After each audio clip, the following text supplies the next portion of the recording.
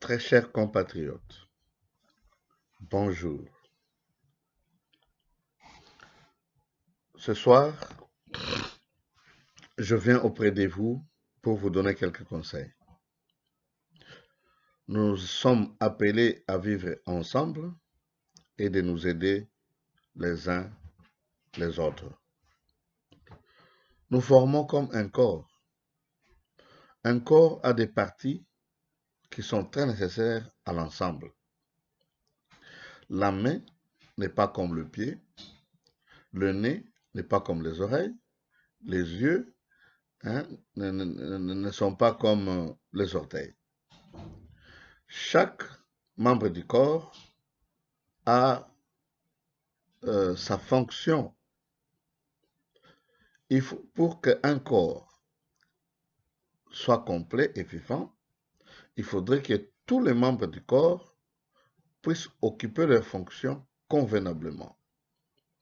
On ne peut pas mettre la bouche à la place de l'oreille, on ne peut pas mettre les bras à la place des pieds.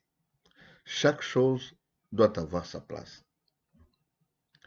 Aujourd'hui, je vais essayer un peu de vous expliquer d'où viennent les conflits. Ce qui est important quand les humains se mettent ensemble, c'est regarder l'intérêt commun. Parce que chacun a ses intérêts. Chacun a ses besoins propres. Je vous donne un exemple. Manger, c'est pas mauvais. Quand quelqu'un mange, on ne peut pas l'arrêter. Quand quelqu'un mange, il n'a pas péché. Maintenant, au moment où vous êtes à 4, à 5 ou bien à 10, où vous êtes un groupe de gens, chacun a ses propres choses à manger. Vous pouvez partager la même nourriture, tout comme chacun peut manger sa propre nourriture. Pour manger la nourriture d'autrui, il faut le consentement du propriétaire de cette nourriture. C'est là que viennent maintenant les lois. Les lois, c'est pour empêcher ceux qui sont mauvais, ceux qui sont plus forts, pour qu'ils ne puissent pas dominer les faibles. C'est ça la loi. Ce qui nous unit, par exemple, dans notre République, c'est la superficie de notre pays. Le sol tout entier. C'est ça. Nous avons un même nom et puis nous avons les mêmes lois. Ces lois-là ont été écrites pour que chacun soit dans ses droits. Quand il y a des droits, il y a aussi des devoirs. Tu es gouverneur de province, tu as tes droits à toi en tant que gouverneur, mais tu as aussi des devoirs. Ce qui est important, c'est de connaître les mots, comprendre les phrases, l'idée qui se trouve dans la phrase de ton prochain, tout en regardant l'intérêt commun. C'est ce qui est très important. Souvent, il y a des polémiques sur les mots ou les noms. On prend un exemple. Notre pays s'appelait État indépendant du Congo. On a changé, ça devient le Congo belge. Et puis, ça devient Congo belge, Rwanda et Burundi. Et par après, ça redevient République du Congo. Et puis, par après, c'est devenu le Zaïre. Et puis, ça devient République démocratique du Congo. Je ne sais pas demain, ça sera quoi. C'est pourquoi parfois, il faut mettre des limites et verrouiller. Quelqu'un peut se réveiller le matin comme ça, bon, parce qu'il est notre chef, il décide. Mais il y a quand même des procédures. C'est pourquoi on dit qu'il y a des lois. Changer le nom du pays, c'est très bien pour que nous soyons bien identifiés. Mais il y a des normes à suivre. Devenir un chef, il y a une norme. Il y a des lois à suivre. C'est très important. Ici, je vais vous parler seulement des provinces. La province du Katanga a existé. D'ailleurs, le mot Katanga, c'est pas un nom congolais. c'est un nom allemand. C'était le Katanga. C'est devenu le Shaba. Et puis après, ça redevient le Katanga. Et ensuite, le Katanga n'existe plus. Il y a une localité quelque part là en Ituri qui s'appelle Katanga. C'est pas un nom qui vient de Bemba, vient de Lamba, non. C'est un nom européen. Alors, le Katanga, pour le moment, il y a le Haut-Katanga. Qu'est-ce qu'on appelle rébellion? Tout le monde sait qu'il y a à peu près 4 provinces dans le Haut-Katanga, dans l'ancien Katanga. Le Grand Katanga, comme tout le monde le dit, n'existait pas. Il n'y a que l'ancien Katanga. Le Grand Katanga n'existait pas, parce qu'il n'y a pas de petit Katanga. Quand on parle de grand, c'est-à-dire qu'il y a une comparaison. Le grand et le petit. Le grand, le moyen, le petit. Nous savons qu'il y a l'ancien Shaba, et l'ancien Katanga. Maintenant, quand les gens commencent à parler du Grand Katanga, c'est une rébellion. Ils veulent former une autre province qui s'appelle Katanga. Quand on parle d'originaire, ça devient encore beaucoup plus compliqué. Parce que quand on dit originaire, nous sommes originaires du Katanga. De quel Katanga vous parlez? De l'Uturi, du Haut-Katanga, de la Lomami, de la Tanganyika, bien du Lualaba. Parce que, je donne un exemple, tous les Rondes et les Chokwe ne sont pas du Haut-Katanga. L'affaire du Haut-Katanga ne les regarde pas. Si on parle des origines, quand on parle de l'ancien Katanga, là c'est la démarcation coloniale. Ce sont eux qui ont fait le Congo, le Zaïre, l'ancien Zaïre. Ce sont eux qui ont dit, bon voilà, à partir d'aujourd'hui, cette partie devient le Congo, c'est tout. Cette partie devient le Katanga. Nous disons non, le Shaba. Et puis pour le moment, nous disons non, ça se devient maintenant 4 provinces. C'est-à-dire l'ancienne province de Katanga n'existe plus. Quand les gens commencent à parler du Grand Katanga, il faut faire beaucoup attention. Ce sont des rebelles. Nous avons une hiérarchie, nous avons des lois. Si vous voulez changer la disposition actuelle, il y a des démarches à faire. Et il y a des organes habilités à le faire. C'est le ministère de l'Intérieur. C'est ça. Nous avons plusieurs provinces. À peu près 4 à l'ancien Katanga, à l'ancien Shaba. Quand on dit originaire du Katanga, on exclut tous les Baluba du Katanga, on exclut tous les Batawa, on exclut tous les Bahemba, on exclut tous les Hund, tous ces gens-là, on les exclut. Quand vous partez au Lualaba, les Babemba, les Babemba, les Lamba et autres sont exclus. C'est pas chez eux. Quand on va dans une autre province, c'est la même chose. On ne peut pas parler du Grand Kivu, non. Il y a plusieurs provinces. Pas le Grand Kivu n'existe plus. À moins que les gens veulent faire la balkanisation. Ils veulent couper une partie. Ils disent, bon, voilà, nous sommes entendus, les gens du nord, du sud, ainsi, nous sommes entendus pour former l'ancien Kivu pour que ça devienne un pays à part ou pour que ça devienne une province. Voilà, ce sont les mots. Il faut comprendre les mots et les intentions des politiciens.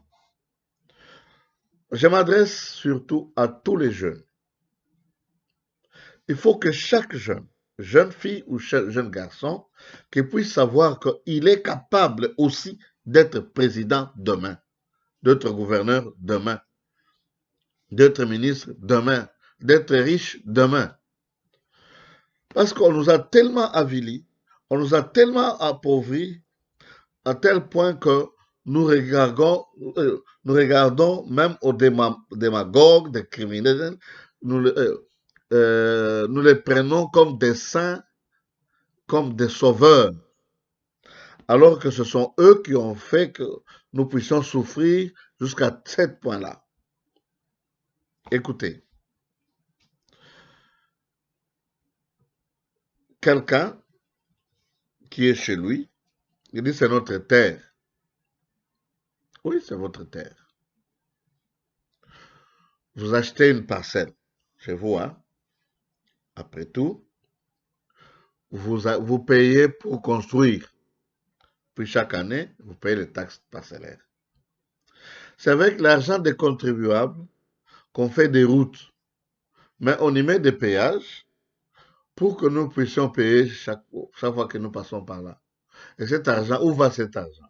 Ouais, il faudrait que la population puisse comprendre les enjeux, puisse comprendre d'abord la territoriale.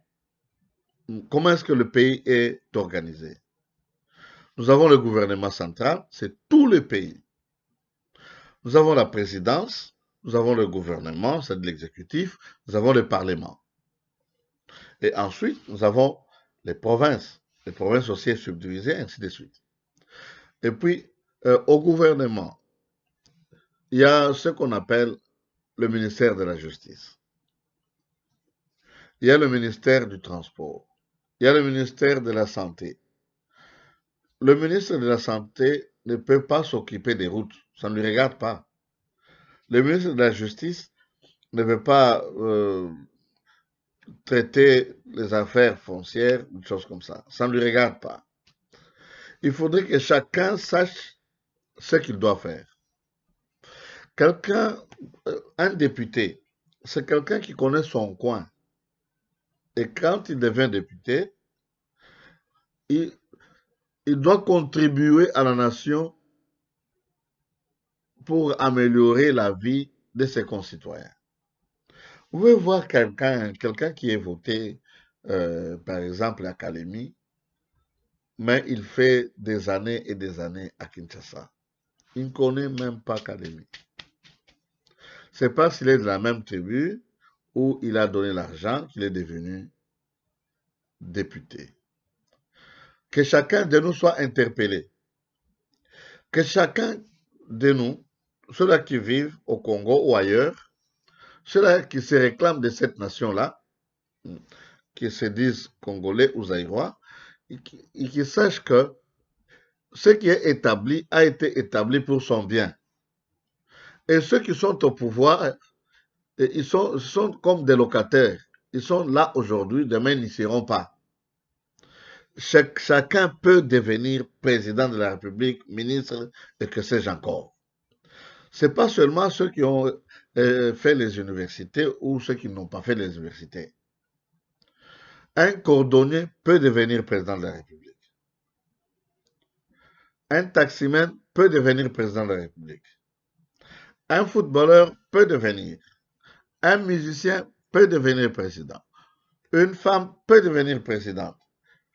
Nous avons des exemples partout. Le chef de la diplomatie en Allemagne, c'était une femme. Il y avait une femme au Libéria. Il y avait un footballeur au Libéria. Il y avait un musicien en Haïti. C'est comme ça. Chacun peut faire ça. C'est-à-dire, si vous remarquez qu'il y a des fautes commises par telle personne, tout ça, et que vous avez cette ambition-là de faire le même travail, faites des recherches. Commencez à faire des recherches sur ce point-là. Peut-être que c'est vous qui allez sauver le pays dans ce domaine-là. Ce n'est pas seulement un domaine des politiciens. Prenez besoin de créer des partis politiques, non? Pour moi, par exemple, 3 partis politiques suffisent. Et chaque parti politique doit être national. Si par exemple, quelqu'un veut devenir gouverneur, il faudrait que son parti politique soit ancré partout dans la province. S'il est seulement à Likassi, Kalumbashi, il n'en a pas, Kassenga, il n'en a pas, non, là, il ne peut pas devenir gouverneur. Quelqu'un qui veut être président de la République, il faut que son parti politique se retrouve partout. Et non pas ce que nous faisons aujourd'hui, il y a toute une amalgame. Chaque parti a une idéologie. Quand vous vous ressemblez maintenant pour travailler ensemble, vous mettez des bâtons dans les roues, ça devient catastrophique. Que Dieu vous bénisse. Ce sont des conseils de sages que je vous donne. Que chacun de nous soit interpellé. Ce pays-là nous appartient à nous tous. Et chacun peut amener un plus. Ce n'est pas seulement les gouverneurs, les maires de la ville, les députés qui peuvent améliorer la situation chez nous. Chacun peut faire quelque chose chez nous. Vous pouvez créer l'emploi sans être gouverneur. D'ailleurs, même les gouverneurs et les politiciens ne peuvent pas faire le commerce. Ça, c'est notre loi, c'est comme ça.